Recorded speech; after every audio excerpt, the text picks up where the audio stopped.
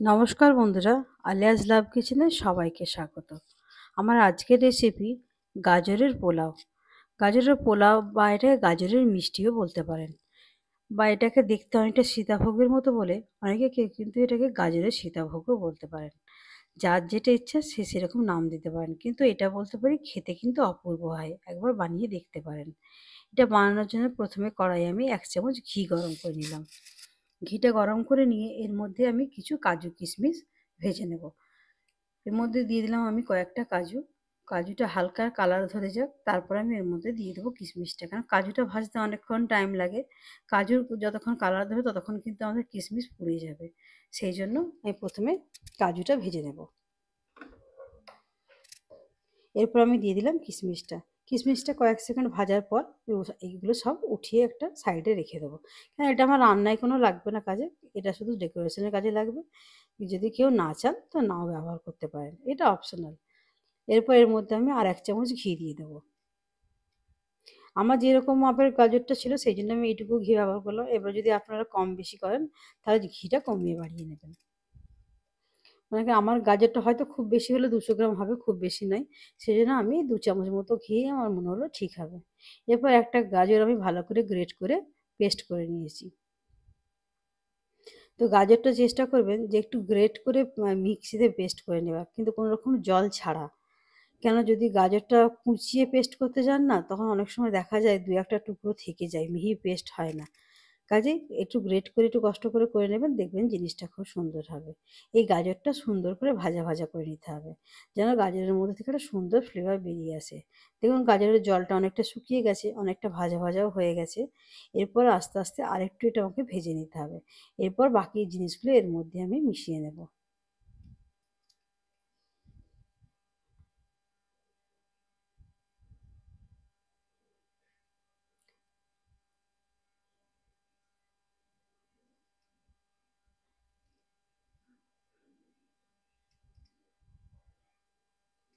গাজরটা আমার অনেকটাই ভাজা হয়ে গেছে, মোটামুটি হয়ে গেছে। এরকম অবস্থাতে আমি এখানে দিয়ে দিচ্ছি 2 বাটি দুধ। 2 বাটি এই দুধটা আমার ফুটিয়ে জাল করে ফুটিয়ে রাখা দুধ।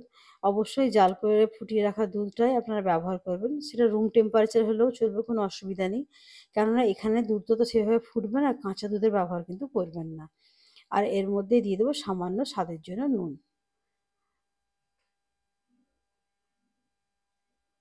আর এরপর এর মধ্যে দিয়ে দেবো আমি 1 বাটি সুজি। সুজিটা দেবার আগে কিন্তু গ্যাসের ফ্লেমটা একদম সিম করে দেবেন। এই যে বাটিটা মেপে আমি সুজিটা নিলাম, এই বাটিটা মেপেই কিন্তু আমি দুধটা নিয়েছিলাম। যতটা সুজি দেবেন তার ডবল দুধ বা জল যেটা নেবেন সেটা নেবেন। কেউ চাইলে জলেও করতে পারেন। যে আপনাকে দুধেই করতে হবে এরকম কোনো মানে নেই, আপনি চাইলে জলেও কিন্তু করতে পারেন। দেখুন এটা আমার শুকিয়ে গেছে, জলটা পুরোপুরি টেনে গেছে, মন্ডটাও আমার ঠিকঠাক তৈরি হয়ে গেছে। কড়া থেকে ওটা নিজে থেকে দেখুন এরপর উঠে চলে আসছে, মানে এখান থেকে বোঝা যাচ্ছে জিনিসটা আমার হয়ে গেছে। এরপর এরকম অবস্থায় গ্যাসের ফ্লেমটা আমি অফ করে দিলাম। এবার এটা আমি ঠান্ডা হতে দেবো। ঠান্ডা না হওয়া পর্যন্ত এটা তো হাতে মাখতে পারবো না, এটা ঠান্ডা হতে দেবো কিছুক্ষণ। তবে এটা একটা প্লেটের মধ্যে ঠান্ডা হতে দিয়েছিলাম। এবার আমি এটা হাত দিয়ে মেখে নেবো, তবে এটা খুব বেশি ঠান্ডা হতে দেবেন না। একটু হাত দিতে পারবেন এরকম, মানে মোটামুটি একটা উষ্ণ গরম থাকবে সেই রকম অবস্থাতে মাখবেন এটা।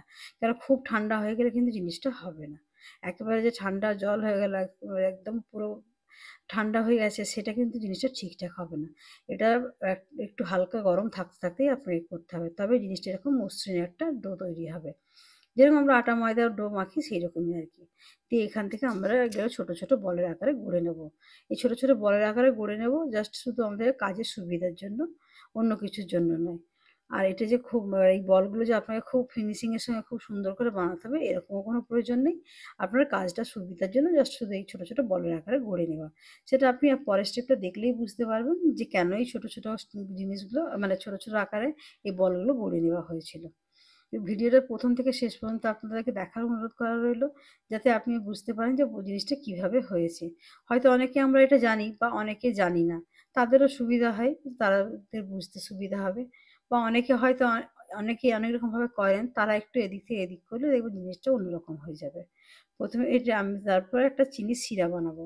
এই চিনির শিরাটা বানানোর জন্য এখানে আমি দিলাম 1 বাটি চিনি।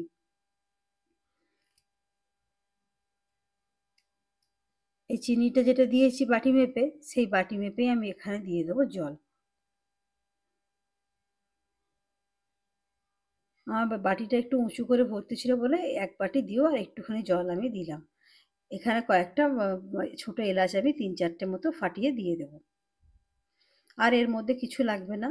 আর এই যে চিনির শিরাটা তৈরি করতে হবে, এই চিনির শিরাটা কিন্তু যে ১ তার বা ২ তার এরকম কোনো চিনির শিরা তৈরি করতে হবে না। শুধু চিনিটা গলে গেলেই হবে। ২-৩টে ছোট এলাচ যেটা বলেছিলাম আপনাকে যে দেবো সেটা দিয়ে দিয়েছি। দেখুন আমার চিনিটা কিন্তু গলে গেছে। শিরাটাও খুব ভালোভাবে ফুটে গেছে। চিনির শিরাটা কিন্তু আমার ভালোভাবে তৈরি হয়ে গেছে। এরপর আমার তেলটা গরম করতে দেওয়া ছিল, সেই তেলটা গরম হয়ে গেছে। আসুন এরপর বাকিটা কীভাবে বানিয়েছি সেটা দেখুন। এর মধ্যে দেখুন বাড়িতে আমাদের এরকম গ্রেটার তো সবার বাড়িতেই থাকে। এর মধ্যে একটা ওপর মানে পেছন সব দিকে একটু সাদা তেল হাতে করে লাগিয়ে নেবেন। দিয়ে আস্তে আস্তে যেভাবে আমি ঘষছি জিনিসটা সেভাবে ঘষতে থাকবেন। দেখবেন নিচের দিক থেকে ও অটোমেটিক সুন্দর একটা জিনিস হয়ে পড়তে থাকবে। ওই যেইভাবে পোলাওটার যে লম্বা লম্বা জিনিসটা সীতাভোগের মতো জিনিসগুলো অটোমেটিকই দেখুন তেলের মধ্যে পড়ছে। দেখেই আপনারা বুঝতে পারছেন যে জিনিসটার কোনো ঝামেলাই নেই। কিন্তু হ্যাঁ, এটা গরম তেলের উপরে আপনি হাত দিয়ে করছেন, একটা ভাপ লাগবে হাতে। একটু সাবধানে কাজটা করবেন। কেন এটা অনেক সময় হয়তো দেখা যায় যে হাতে লেগে যেতে পারে। একটু কাজটা করবেন যখন একটু সাবধানে কাজটা করবেন। বন্ধুরা যদি আমার রান্নাগুলো আপনাদের ভালো লেগে থাকে তাহলে আমার চ্যানেলটা সাবস্ক্রাইব করার অনুরোধ রইল। আমার চ্যানেলটা সাবস্ক্রাইব করে আমার চ্যানেলের পাশে থাকবেন। পাশে থাকা বেল নোটিফিকেশনটা অবশ্যই অন করে দেবেন যাতে আমার আপলোড করা যে কোনো ভিডিও সবার প্রথমে আপনাদের কাছে পৌঁছে যেতে পারে। আর ভিডিওগুলো লাইক শেয়ার করবেন। যদি কোনো জিজ্ঞাসা থাকে অবশ্যই কমেন্ট করবেন। এগুলো আমি আস্তে আস্তে ভেজে উঠিয়ে নেব। দেখুন এক প্লেটে একটা কড়াইতে মোটামুটি আমার ভাজা কিছুটা পরিমাণ হয়ে গেছে। এগুলো আমি এরপর উঠিয়ে রেখে দেবো একটা অন্য প্লেটের মধ্যে। আচ্ছা অনেকটা পরিমাণ হবে তো এটা ভাজতে অনেক টাইম লাগবে, তো অতক্ষণ টাইম আপনাদের আমি নষ্ট করবো না। আরেকটা বল আমি আপনাদের দেখিয়ে দেবো, দিয়ে আমি বাকিটা করে নিয়ে তারপর আপনাদের কাছে ফিরে আসবো।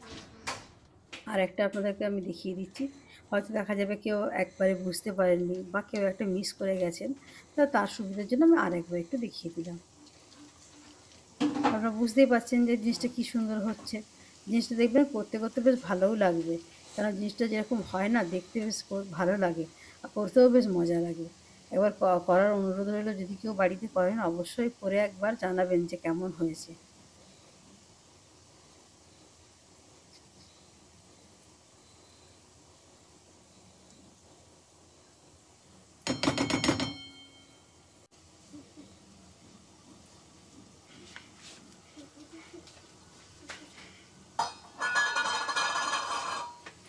মোটামুটি এগুলো তো আমার ভাজা হয়ে গেছে।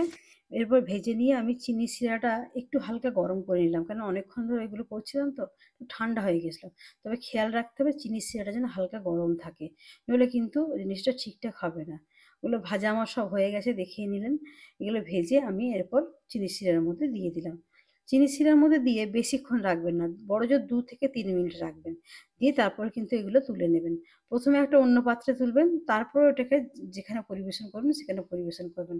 কেন এটা তোলার সময় দেখবেন একটু খেয়াল করে দেখবেন, যতই আমরা ছেঁকে ছেঁকে তুলি না কেন একটা মিষ্টির রস উঠেই যাচ্ছে। ওটা তো মানুষ খেলে তার শরীরের জন্য হেলদি নয় অতটা মিষ্টির রস। আপনি আর জিনিসটা খেতেও ভালো লাগবে না।